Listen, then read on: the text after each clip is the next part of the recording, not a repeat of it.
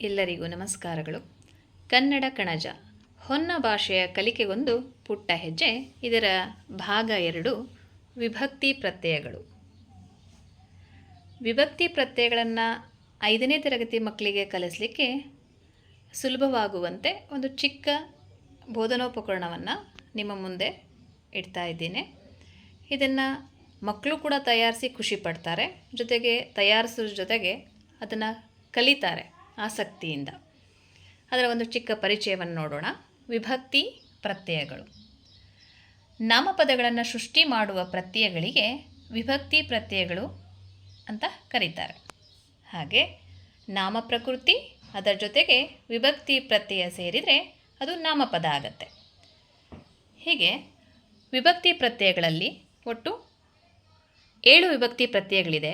ಪ್ರಥಮವಾಗಿ ಇಲ್ಲಿ ನೋಡಿ, ಇದು ಪ್ರಥಮ ವಿಭಕ್ತಿ ಪ್ರತ್ಯಯ. ಇದರ ಕೆಳಗಡೆ ಆ ವಿಭಕ್ತಿ ಪ್ರತ್ಯಯವನ್ನು ಕೂಡ ಬರೆದಿದ್ದೀವಿ. ಪ್ರಥಮ ಉ, ಅದಕ್ಕೆ ಉದಾಹರಣೆ ಅದರ ಕೆಳಗಡೆನೆ ರಾಮನು ಮಲಗಿದನು. ಅದೇ ರೀತಿ ದ್ವಿತೀಯ ವಿಭಕ್ತಿ ಪ್ರತ್ಯಯ ಯಾವುದು?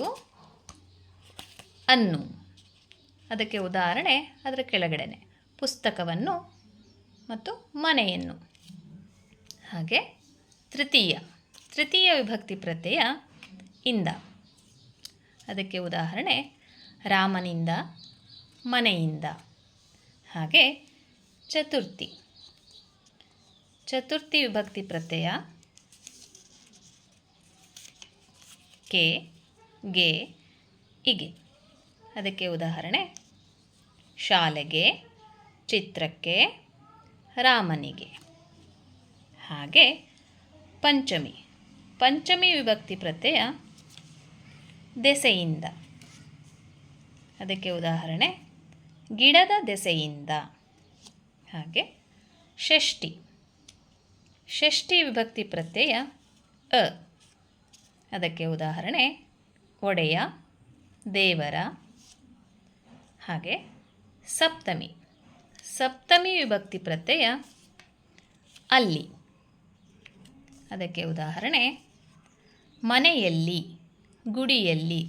ಹೀಗೆ ಸಂಕ್ಷಿಪ್ತವಾಗಿ ಮಕ್ಕಳಿಗೆ ವಿಭಕ್ತಿ ಪ್ರತ್ಯಯಗಳನ್ನು ಸುಲಭವಾಗಿ ಕಲೀಲಿಕ್ಕೆ ಉಪಯೋಗವಾಗುವಂಥ ಒಂದು ಚಿಕ್ಕ ಬೋಧನೋಪಕರಣ.